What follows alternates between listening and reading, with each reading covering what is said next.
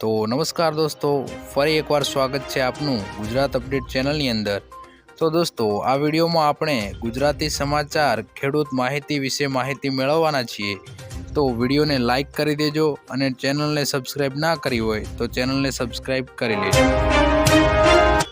तो दोस्तों, आगळनी खबरनी बात करिए तो पाक धिराण लोन थशे माफ। गुजरातना दरेक खेडूतो माटे पाक धिराण लोन ने लईने महत्वना समाचार सामे आव्या छे।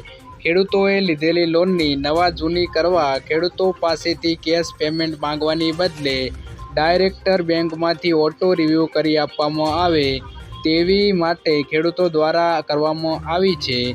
खेडूतो बेंकना लोनना पैसा भरवा माटे बहारथी व्याजवा पैसा लावीने व्याजना पैसा भरे छे, जेथी खेडूतोने ऑटो रिन्यू सुविधा आपीने खेडूतोने थोड़ी राहत आपवामां आवे तेवी योजनाओ अमलमां मूकवामां आवी छे।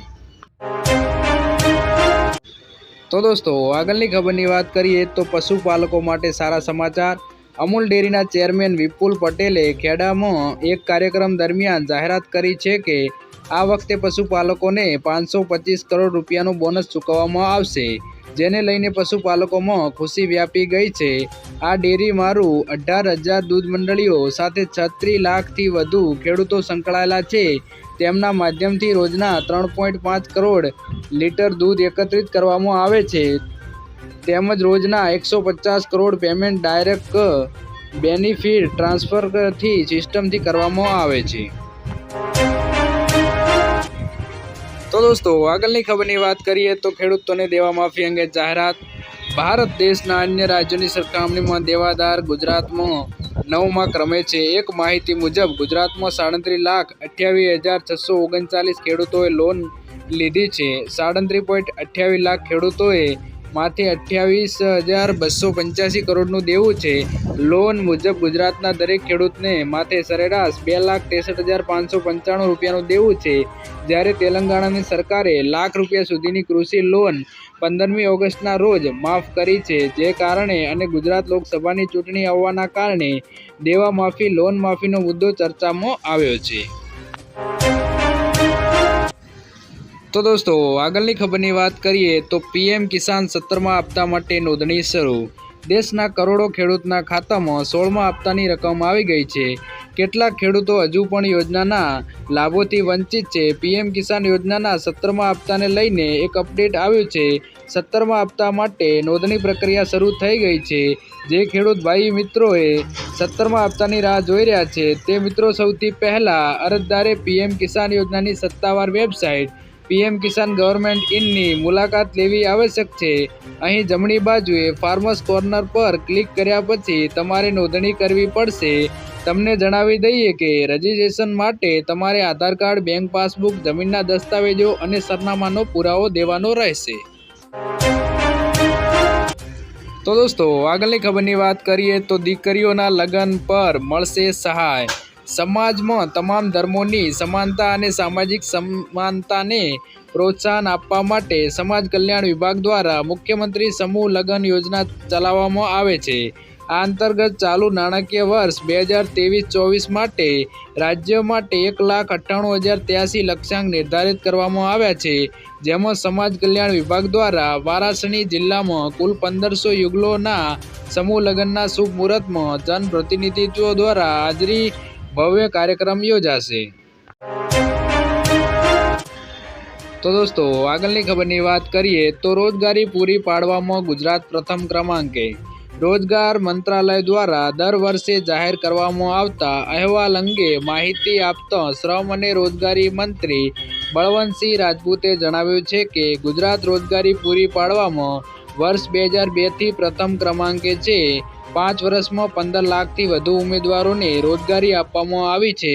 7,000થી વધુ ભરતી મેળામાં 8 લાખથી વધુને રોજગારી આપવામાં આવી છે। ત્યારે અનુસૂચિત જાતિના અને અનુસૂચિત જનજાતિના યુવાનોને રોજગારી પૂરી પાડવામાં ગુજરાત પ્રથમ સ્થાને છે। तो दोस्तों, आगळनी खबरनी बात करिए तो 2050 सुधीमां घઉં માટે मारवा पड़शे फांफा।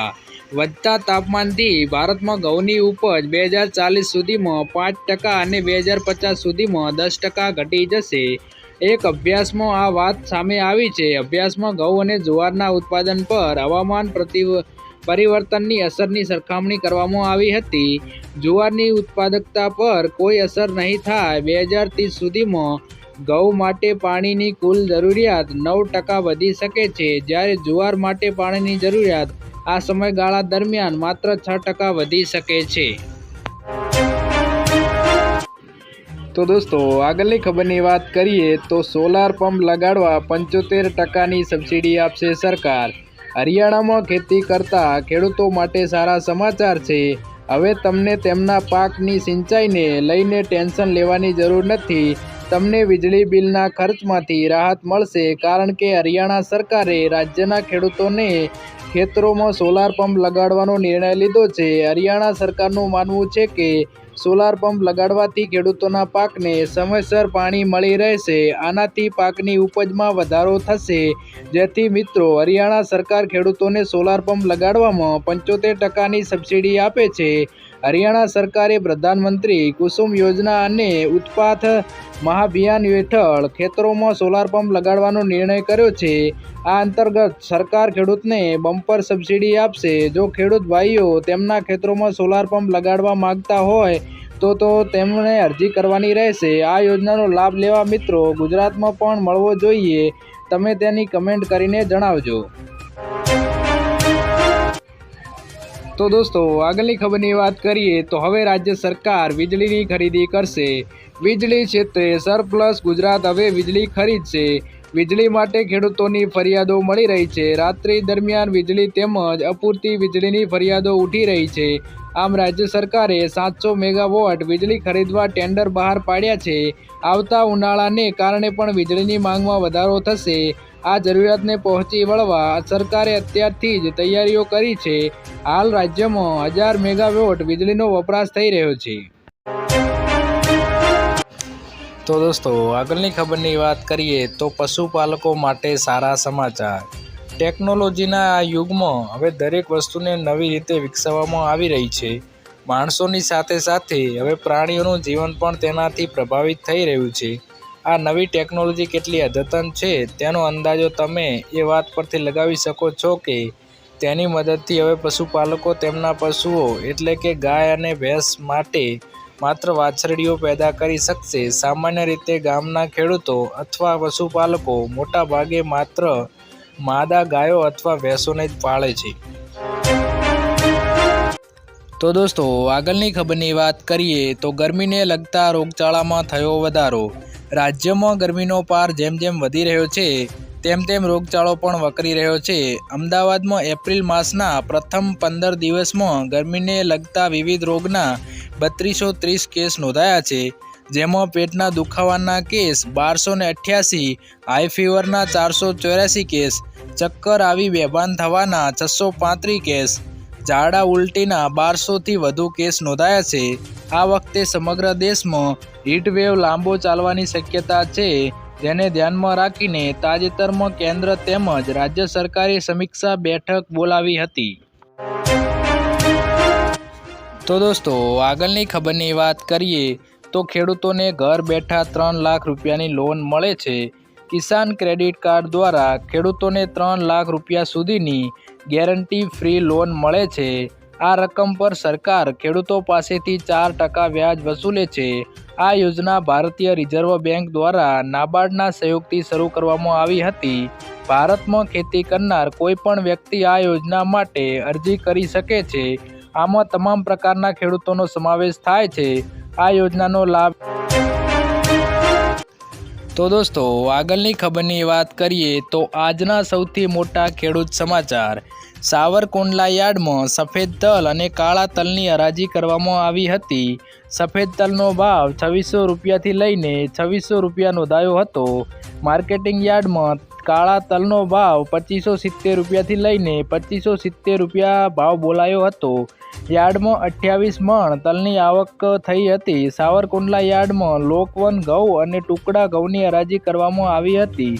લોકવન ઘઉંનો ભાવ 435 રૂપિયાથી લઈને 549 રૂપિયા સુધી બોલાયો હતો, ત્યારે ટુકડા ઘઉંનો ભાવ 450 રૂપિયાથી લઈને 602 રૂપિયા નોંધાયો હતો. માર્કેટિંગ યાર્ડમાં 4175 મણ ઘઉંની આવક થઈ હતી। તો દોસ્તો આગળની ખબરની વાત કરીએ તો હવે રાજ્ય સરકાર વીજળીની ખરીદી કરશે। વીજળી ક્ષેત્રે સરપ્લસ ગુજરાત હવે વીજળી ખરીદશે। વીજળી માટે ખેડૂતોની ફરિયાદો મળી રહી છે। રાત્રિ દરમિયાન વીજળી તેમજ અપૂરતી વીજળીની ફરિયાદો ઉઠી રહી છે। આમ રાજ્ય સરકારે 700 મેગાવોટ વીજળી ખરીદવા ટેન્ડર બહાર પાડ્યા છે। આવતા ઉનાળાના કારણે પણ વીજળીની માંગમાં વધારો થશે। આ જરૂરિયાતને પહોંચી વળવા સરકારે અત્યારથી જ તૈયારીઓ કરી છે। હાલ રાજ્યમાં 1000 મેગાવોટ વીજળીનો વપરાશ થઈ રહ્યો છે। તો દોસ્તો આજના વિડીયોમાં આટલું જ।